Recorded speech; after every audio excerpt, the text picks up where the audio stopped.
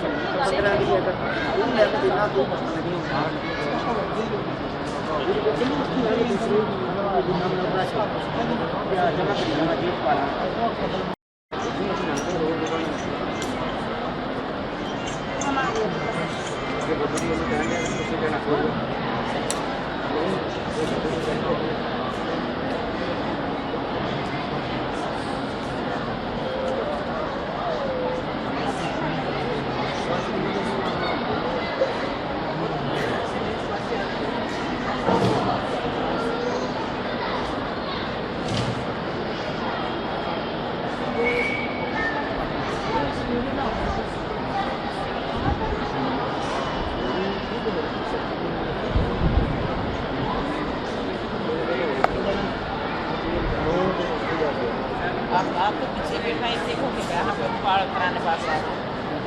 आप आ लो अच्छा